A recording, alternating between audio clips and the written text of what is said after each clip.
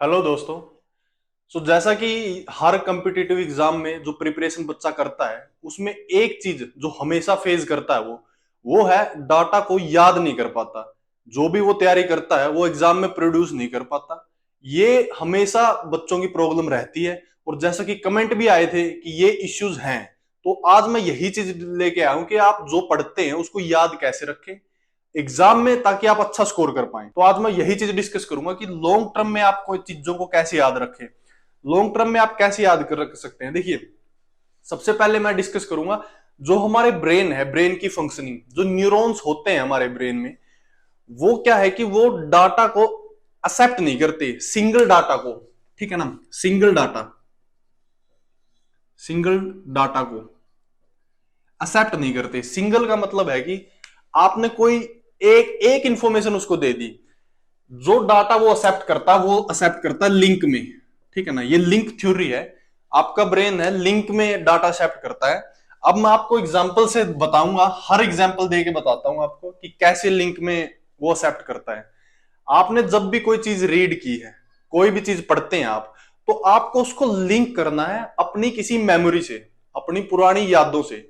आपकी एज कुछ भी हो, 25 साल, 30 साल, 40 साल, तो आपको जितनी age throughout the years जो भी मेमोरी आपने कलेक्ट की है उनके साथ लिंक करना है। सबसे पहले मैं आपको एग्जांपल से समझाता हूं। देखिए, 1 नवंबर 1966 हरियाणा डे सेलिब्रेट करते हैं हम। तो इस टाइम में एक एग्जामिनर क्वेश्चन पूछता हमेशा, तो कितने जिले थे जब हरियाणा का गठन हुआ? तो 7 जिले थे। तो आपको कैसे याद करना है? अगर आप ऐसे याद रखोगे ना भाई, महेंद्रगढ़, रोहतक, बार बार रिपीट करोगे महेंद्रगढ़, रोहतक, तो ये हो गई सिंगल सिंगल डाटा। आपने एक डाटा दिया, सिंगल डाटा, भाई महेंद्रगढ़ याद रख। वैसा नहीं होगा। आपको क्या करना है, इसको लिंक कर देना है। कई बार आप इनको ट्रिक भी बोलते हो, भाई ट्रिक के माध्यम से याद करना। कैसे? आपने आपने उसको किसी चीज से लिंक कर दिया, जैसे गुरु को मारकर हिस्से की जिद कर रहा था। ठीक है, ये स्टोरी हम अक्सर देखते हैं कि ऐसे होता है कि कोई शिष्य है, गुरु की जगह लेना चाहता, मतलब इस टाइप की स्टोरी हमने हमेशा देखी है। कोई कोई कोई जूनियर है, ठीक है ना, वो सीनियर को ऐसे डिस्प्लेस करना चाहता है, ऐसे। तो आपको इसी चीज से आपने इसको लिंक कर दिया, भाई गुरु को मारकर, गुरुग्राम, गुरुग्राम मारकर महेंद्रगढ़, अंबाला, रोहतक, करनाल, ठीक है, हिस्से की जिद, हिसार, और जिद मतलब जींद। ठीक है, सो 1 2 3 4 5 6 7, तो 7 डिस्ट्रिक्ट, मतलब सातों डिस्ट्रिक्ट याद कर लिए हमने। मतलब इसका मतलब ये है कि आपको उनको लिंक करवाना है। ठीक है ना, कोई भी इंफॉर्मेशन है, कुछ भी है जो आपको याद रखना, आपने उसको लिंक करवाना ही पड़ेगा, अदरवाइज आप नहीं याद कर पाओगे। ये था एक एग्जाम्पल। दूसरा एग्जाम्पल मैं देता हूं। देखिए, आपका पहला स्टेप है ये, आपने उस चीज को लिंक कर दिया, इसको हम ट्रिक भी बोल देते हैं। फिर जो आपने लिंक किया है उसी में ब्रांच बना देते हो आप, अलग अलग ब्रांचेस। जैसे सात सात जिले थे, लेकिन जब देश आजाद हुआ था 1947, उस टाइम कितने थे? 5 जिले से। 1948 में एक नया जिला बना, महेंद्रगढ़। ठीक है, महेंद्रगढ़, जो कि छठा जिला था। और सातवां जिला कौन सा? जींद, सातवां जिला। ठीक है, और जो महेंद्रगढ़ था, मतलब 1966 से पहले तो पंजाब और हरियाणा एक ही पार्ट थे, तो ये छठा था, लेकिन ये पंजाब का 19वां जिला था। ठीक है, सो आपने इसी को ही और ब्रांच बना दी इसकी। ये प्रीवियस ईयर का भी क्वेश्चन है, मतलब एचएससी के पूछे गए क्वेश्चन नहीं है। उसने ये पूछा था कि 1 नवंबर 1966 को नया कौन सा जिला बनाया था? उस टाइम जींद जिला बना था, और वो ये 7th था, और 1966 के बाद फिर 7 जिले ऐसे हो गए थे। ठीक है, मतलब आपने ये चीज लिंक की और लिंक के साथ उसकी ब्रांच से फैला दी। ठीक है, जैसे 1 नवंबर 1989, ठीक है, इस डेट में 4 जिले बने थे। ठीक है, 4 जिले, जैसे कि पानीपत, यमुनानगर, कैथल और रेवाड़ी।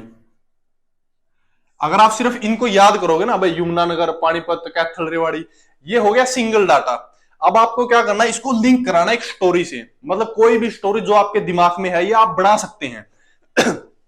आपने स्टोरी बनाई कि 1 नवंबर, ये तो है हरियाणा डे 1989, नवासी हिंदी में बोलते हैं हम। नवासी किससे थोड़ा सा लग रहा है कि भाई नहाने से जुड़ा हुआ है, जैसे हम बिल्कुल, अगर आप रीजनल लैंग्वेज में बनाओगे तो और भी अच्छा है भाई। नहाना, नुआना हम बोल देते हैं ना ऐसे, भाई उसको नुआना था, ठीक है, मतलब नहाने से जुड़ा हुआ है। तो 89 को आप ले गए, स्टोरी बना दी आपने, भाई उसको नुहाना था। क्यों नुहाना था? क्योंकि वो वाड़ी है यहाँ पे, तो मतलब बाड़ी, मतलब जो क्रॉप है, ठीक है ना, जो कॉटन है उसको हम बोल देते हैं बाड़ी। थल पे जो उगाते हैं हम उसको, मतलब जमीन पे उगाते हैं, कि उसने बाड़ी थल पे उगाई हुई थी, उसके बाद उसने उसको काटा, काटने के बाद वो पानी से नहाने गया, कहां पे? यमुना के पानी में।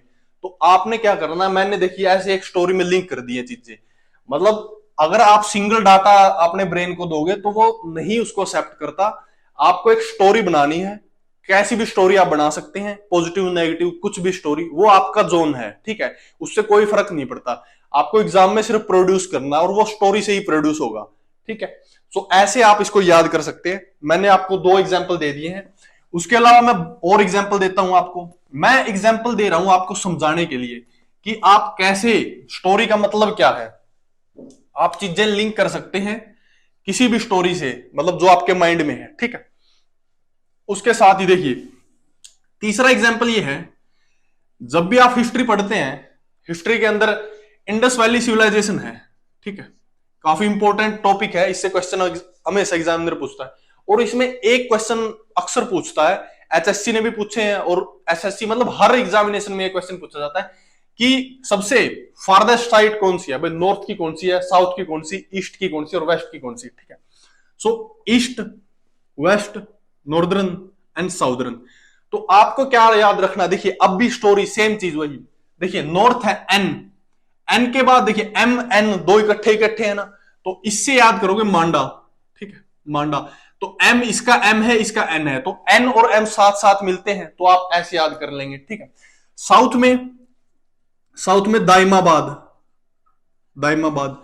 देखिए दाइमा मतलब दाइमा एक लोकल लेडी होती थी, मतलब पुराने टाइम में, जब अब की तरह प्राइमरी सेकेंडरी और ये सब यूनिट्स नहीं थी केयर की, उस टाइम लोकल लोकल लोग ही ऐसे जो जितने भी बर्थ होते थे उनको प्रेगनेंसी वगैरह करते तो उनको दाइमा बोलते थे। तो ये चीज बहुत प्रचलित थी इंडिया में, तो आप ऐसे याद कर सकते हैं भाई साउथ में दाइमा आज भी प्रचलित है, तो दाइमाबाद, ठीक है, ऐसे इसको याद कर सकते हैं।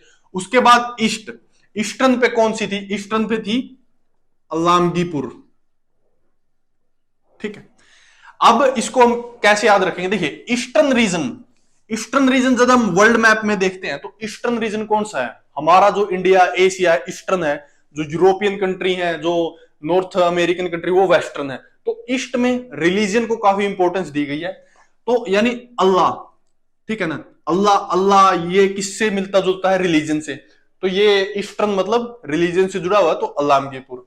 ऐसे ही अब ये आप कमेंट करके बताएं कि आप वेस्टर्न को कैसे जोड़ेंगे, जो वेस्टर्न साइट है उसको कैसे जोड़ेंगे, कैसे डब्ल्यू से उसको लिंक करेंगे, और इसके साथ ही आप ये बताइए कि वेस्टर्न साइट कौन सी है, ठीक है, ये कमेंट सेक्शन में बताएं ताकि ये क्लास थोड़ी इंटरेक्टिव हो, ठीक है।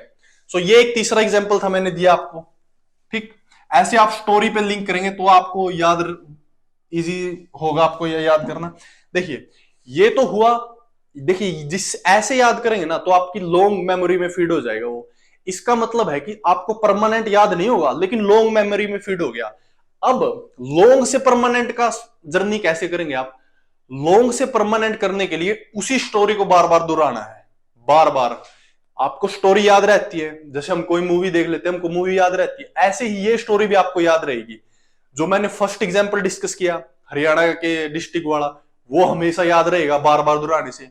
उसके बाद सेकंड एग्जांपल 4 डिस्ट्रिक्ट वाला, उसके बाद थर्ड एग्जांपल ये एक्सट्रीम साइट्स वाला, ये सभी याद रहेंगे आपको बार बार दोहराने से। उसके बाद फोर्थ एग्जांपल, देखिए एक क्वेश्चन हमेशा एग्जामिनर पूछता है, हरियाणा लेवल पे देख लेते हैं, गवर्नर से क्वेश्चन आते हैं हमेशा, गवर्नर तो ये क्वेश्चन आ जाता है भाई क्रोनोलॉजी सेट करो, ये क्वेश्चन आ जाता है भाई जो प्रेजेंट गवर्नर है वो कौन से हैं। तो जैसे कि हमको पता है 18th है प्रेजेंट गवर्नर, तो कौन है? बंडारू दत्तात्रेय, ठीक है। उसके बाद 17th कौन से? सत्यदेव नारायण आर्य। 16वें कौन से थे? कप्तान सिंह सोलंकी, ठीक है। 15वें कौन से थे? जगन्नाथ पहाड़िया, ठीक है। ऐसे 14वें कौन से थे? AR किदवई, ठीक है। ऐसे क्रोनोलॉजी में हमेशा पूछ लेता है एग्जामिनर, नहीं भी पूछता है। मैं यहां से 14th से लेके जो फर्स्ट गवर्नर थे वो तक आपको बता सकता हूं, क्योंकि मैंने वो स्टोरी बनाई हुई है और उसी को मैं रिपीट करता हूं, ठीक है। सारे के सारे भी लिख सकता हूं मैं, लेकिन आपको एक एग्जाम्पल से समझा रहा हूं मैं। 18वें थे करंट, ये तो हर किसी को याद होगा क्योंकि एट प्रेजेंट है, वो न्यूज में आते हैं तो हमें याद है। ये भी गवर्नर वहां पे क्या मीट की, गवर्नर ने ये मेडल दिया, गवर्नर ने वहां पे 26 जनवरी पे कहां पे एजेंडा फहराया, ये सब चीजें करंट में आती तो आपको ये याद है। अब 17वें को देखिए, सत्यदेव नारायण आर्य। इसको आप कैसे लिंक कर सकते हैं? अपनी लैंग्वेज में लिंक करो और 17 से लिंक करो उसको, 17 से, क्योंकि क्रोनोलॉजी तभी याद रहेगी आपकी। तो 17 जब हम पढ़ते हैं हिंदी में तो 17 आता है, तो इसमें भी सत आता है सत्यदेव, और इसमें भी सत आता है, तो इसको ऐसे लिंक कर दो भाई, 17 पे सत, ऐसे। और कप्तान सिंह सोलंकी 16, इसमें भी 16 आता है, इसमें भी 16 आता है, तो 16वें कौन थे? कप्तान सिंह सोलंकी। 15 जगन्नाथ पहाड़िया। आपको पता होगा, मतलब एक स्टोरी है ये, कभी भी आप घूमने गए हैं हिल स्टेशन पे, तो हिल स्टेशन पे क्या होता है, लोग जाते हैं वहीं पे डस्ट वगैरह डाल देते हैं, उनको इस बात से कोई मतलब नहीं, वहां पे क्लीनलीनेस की तरफ कोई ध्यान नहीं देता, क्योंकि उनको परमानेंट तो वहां पे रहना नहीं है, जाके आ जाते हैं। तो पहाड़ियों पे ऐसे आपको मिलेंगे, डस्ट मिलेंगे, पॉलीथीन मिलेंगे, पॉलीथीन मिलेंगे जिसको हम क्या बोल देते हैं, पन्ने वगैरह बोल देते हैं। तो 15 पन्ने से जुड़ा हुआ है, तो जगन्नाथ पहाड़िया 15 से जुड़ गया। अब ऐसे ही आप एक स्टोरी इसकी बना सकते हैं, ठीक है ना। सो ये सब चीजें मैं आपको एग्जांपल दे रहा हूं कि आपको लिंक थ्योरी पे चलना पड़ेगा अगर लॉन्ग टर्म, और लॉन्ग को परमानेंट करना तो बार बार ये चीजें रिपीट करनी पड़ेंगी। आपने ये 2 से 3 बार रिपीट करी ना, उसके बाद तो पढ़ने की जरूरत ही नहीं है आपको, आपके माइंड में बिल्कुल ये जम जाएगा, ठीक है। सो ये थे तरीका, आपको लिंक थ्योरी पे चलना है। एक और एग्जाम्पल मैं आपको दे देता हूं, फिफ्थ एग्जाम्पल। हालांकि यहां से क्वेश्चन एग्जामिनर बहुत कम पूछता है, लेकिन ये स्टैटिक हो चुकी है काफी, मतलब आज से 4-5 साल पहले एग्जामिनर पूछता था, लेकिन फिर भी कई बार ऐसा हो सकता है कि क्वेश्चन आपको मिल जाए। तो इसमें क्या होता है कि देखो, प्राइम मिनिस्टर की क्रोनोलॉजी बता देता हूं मैं आज आपको, ठीक है। सबसे पहले थे जवाहरलाल नेहरू, देन गुलजारी लाल नंदा, लाल बहादुर शास्त्री, फिर गुलजारी लाल नंदा, फिर इंदिरा गांधी, मोरारजी देसाई, चरण सिंह, राजीव गांधी, ठीक है। तो ये क्रोनोलॉजी थी। अब आप इसको कैसे याद कर सकते हैं, कैसे स्टोरी में डाल सकते हैं? आप अपनी स्टोरी बनाइए, मैं अपना एग्जांपल आपको दे रहा हूं। देखिए, ये थी 5th PM। तो इंदिरा गांधी, तो मतलब अगर हम किसी भी बच्चे से या किसी से भी पूछते हैं तो हमें पता है इंदिरा गांधी ऐसे काफी बोल्ड पीएम थी। हालांकि जो भी डिसीजन उनके थे, राइट थे रॉन्ग थे, वो हमें नहीं देखना, वो काफी बोल्ड थी, मतलब डिसीजन लेती थी स्ट्रॉन्ग। तो फिफ्थ थी। देखिए एक चीज और है, ये गुलजारी लाल नंदा है ना, ये इंटरिम पीएम थे। मैंने इनको भी काउंट किया, 2 बार बने हैं ये क्वेश्चन भी पूछे हुए, एसएससी ने पूछे हुए क्वेश्चन कि भाई फर्स्ट, और एक बार एचएससी ने पूछा हुआ, लेकिन मैंने ये ले लिए क्रोनोलॉजी के लिए, ठीक है ना। ये इंटरिम थे, दूसरी बार भी ये इंटरिम बने थे, 2 बार इंटरिम बने थे, जो सबसे पहले पीएम थे जो इंटरिम थे वो भी यही थे। मैंने सिर्फ क्रोनोलॉजी बताने के लिए इनको ले लिया है। तो 5th नंबर पे देखिए, जब भी हम हार्ड वर्क करते हैं, अपने हाथों से ही करते हैं, किसी भी फील्ड में हो, तो अगर हार्ड वर्क करेंगे तो हाथ में कितनी फिंगर्स होती है? 5 होती हैं। तो 5 से हमने ले लिया भाई हार्ड वर्किंग, जो हार्ड वर्क करेगा वही ग्रेट पर्सनैलिटी बनता है ना। तो पी, ये जो इंदिरा गांधी थी ये ग्रेट थी, तो मतलब 5 से इनको ले लिया मैंने, तो 5वें नंबर पे थी। तो ग्रेट थी, इन्होंने डिसीजन लिए, तो किसके लिए लिए? देश के लिए लिए, तो मोरारजी देसाई। देश के लिए लिए तो लोगों ने इनके चरण छुए, चरण छुए, और चरण छू के इनको दोबारा से पीएम बना दिया, इंदिरा गांधी, और फिर राजीव गांधी, ठीक है। इंदिरा गांधी बना दिया, फिर उनके सन को बना दिया, ठीक है ना। सो ऐसे आप स्टोरी से लिंक कर सकते हैं। ये एक स्टोरी बनाई मैंने, उससे आपको लिंक करना है। और अगर यहां से 4th तक चलोगे आप, तो इसमें आसानी से याद कर सकते हैं भाई, जो जवाहरलाल नेहरू है इसका लाल यहां पे आ गया, फिर आगे चला गया, फिर बीच में आ गया, ठीक है ना। मतलब अपने हिसाब से स्टोरी बना सकते हैं। तो ये था, मैंने आपको बताया कि आप कैसे चीजों को याद कर सकते हैं। सिर्फ यही एक तरीका है जिससे चीजों को याद किया जा सकता है। चीजों को याद करना बहुत जरूरी है, क्योंकि हमारे पास कंटेंट, डाटा, सब्जेक्ट बहुत ज्यादा होते हैं। सिर्फ एक सब्जेक्ट हमें नहीं पढ़ना होता, हर एक नंबर की अपनी इंपॉर्टेंस है। तो उसको आप याद करने के लिए इस जो फार्मूला है इसको आप कहीं पे भी अप्लाई कर सकते हैं, किसी भी सब्जेक्ट में, ठीक है, जीएस में, मतलब कहीं पे भी इसको आप अप्लाई कर सकते हैं। इसको आप वोकैब में भी अप्लाई कर सकते हैं। अगर वर्ड्स को, जैसे हम बोलते हैं ना, ट्रिक के माध्यम से याद करो। ट्रिक क्या है? ट्रिक यही चीज तो है। ट्रिक में आप एक स्टोरी से जोड़ते हैं, ठीक है, चीजों को, ठीक है। सो ये था आज इस वीडियो में।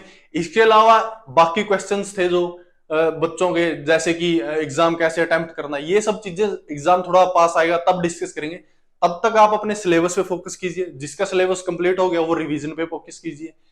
इसके अलावा अगर किसी को कोई क्यूरी है तो आप कमेंट सेक्शन में लिखें। हर क्यूरी का हम रिप्लाई करते हैं और आगे भी करेंगे, because that is very crucial, ठीक है ना। काफी चीजें, मिस इन्फॉर्मेशन ज्यादा है बच्चों में, तो इसलिए एक जरूरी है, ठीक है। इसके अलावा अगर आपको बुक लिस्ट देखनी है तो ऑलरेडी मैं 2 वीडियो बना चुका हूं, नए और ओल्ड सब्जेक्ट पे। सो ये था आज की वीडियो में। This is all from my side. Thank you.